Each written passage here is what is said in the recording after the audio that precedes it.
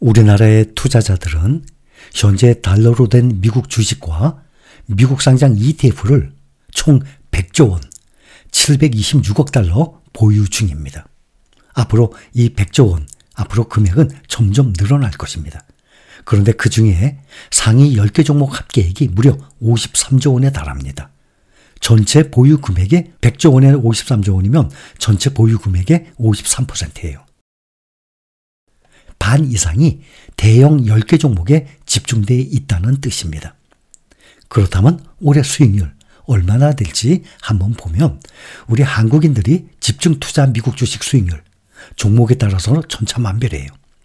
올해 한국인들이 가장 많이 보유한 미국 주식 상위 10개의 수익률을 살펴보면 종목별 편차가 상당히 큽니다. 1위 테슬라죠. 약 111억 달러를 보유 중입니다. 문제는 연초부터 가장 많이 보유한 테슬라만 4월 말까지 수익률이 마이너스 26%로 크게 부진합니다. 반면에 2위인 엔비디아는 86억 달러 11조 8천억 원이네요.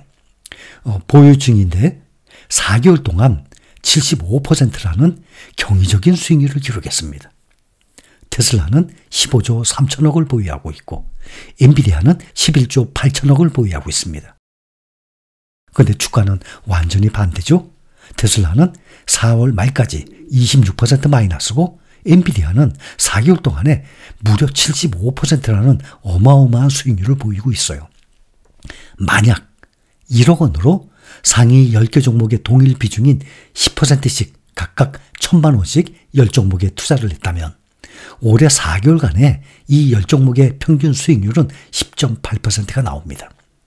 그러면 평가수익이 1,080만 원이라는 것입니다. 평균 10.8%, 11%면 S&P 500 기준으로 1년 수익률 조금 넘죠. 그런데 단 4개월간의 수익률을 올린 것입니다. 반면에 같은 기간 미국 S&P 500 지수 수익률 5.6%, 미국 나스닥 수익률은 4.3%였습니다.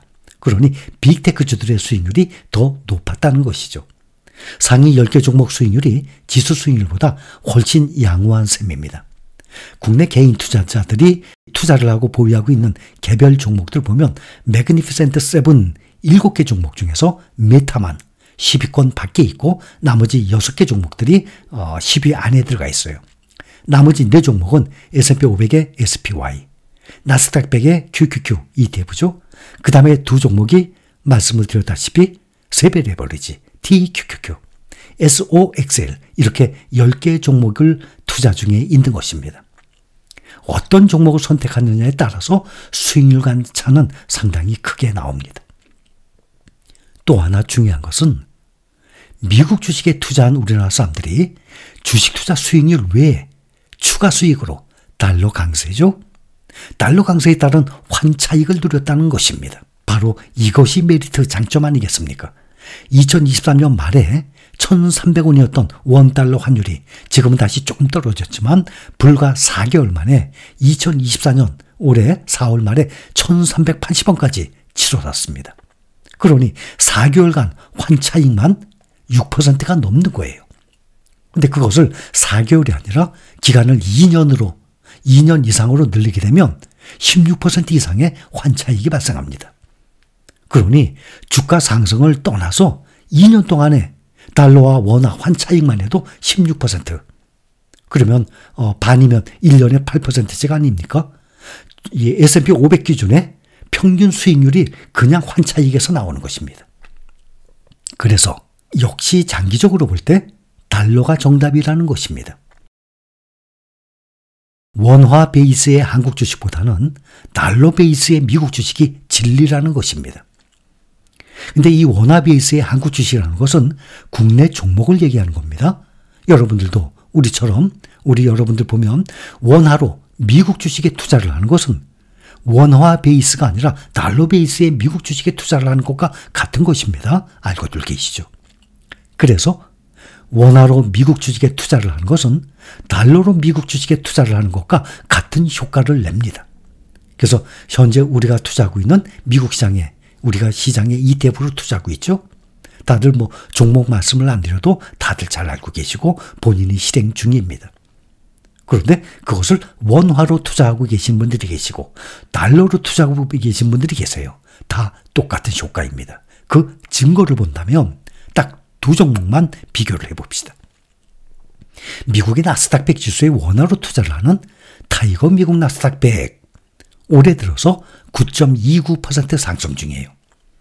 그런데 똑같은 미국 나스닥 100 지수에 달러로 투자를 하는 QQQ는 6.04% 상승 중.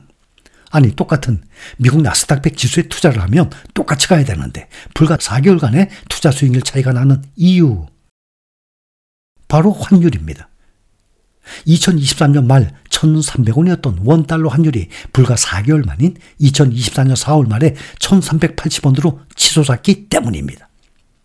그래서 그때 연초에 달러를 1,300원에 바꿨던 분들 QQQ 투자했죠. 대신 원화로 투자한 사람보다는 수익률이 낮잖아요. 대신 이거를 매도해서 다시 원화로 바뀌게 되면 1,300원이었던 것이 1,380원이 되지 않습니까?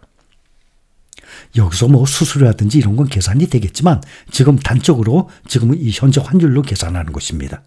그래서 상승이 이 똑같은 원화로 투자하는 미국 나스닥 100보다 타이거 미국 나스닥보다 떨어지더라도 결국에는 달러를 갖고 있는 사람들이 달러 가치가 올랐기 때문에 그만큼 똑같은 것입니다. 마찬가지로 원화로 미국 S&P 500 지수에 투자를 하는 타이거 미국 S&P 500 ETF는 올해 들어서 11.12% 상승 중입니다. 그런데 같은 지수의 달러로 투자하는 SPY는 6.85% 상승 중으로 달러 상승으로 인한 수익률 차이가 나는 것입니다. 여러분들 몇 번이나 말씀을 드렸고 다들 알고 계시죠? 또 모르셨던 분들도 이렇게 계속 두 번, 세 번 반복해 들으면서 완전히 이해를 하게 되는 것입니다. 좀 더 공격적으로 보면 상위 10종목 중에 특히 두 종목은 레버리지라 그랬죠. 나스닥 100 지수 3배 레버리지 TQQQ 무려 3조 7천억 원이에요. 보유 금액 기준 5위를 기록하고 있습니다. 또 미국의 반도체 지수 3배 레버리지로 투자하는 SOXL 투자 규모도 2조 7천억 원으로 7위를 기록하고 있습니다. 다들 3조 7천억, 2조 7천억 어마어마한 금액이죠. 그런데 같은 3배 레버리지만 항상 우리가 미국 증시 브리핑을 보면 이 반도체, 필라델피아 반도체 지수가 떨어질 땐 더 많이 떨어지고 오를 땐 또 더 많이 오르죠. 그러니까 변동폭이 상당히 커요.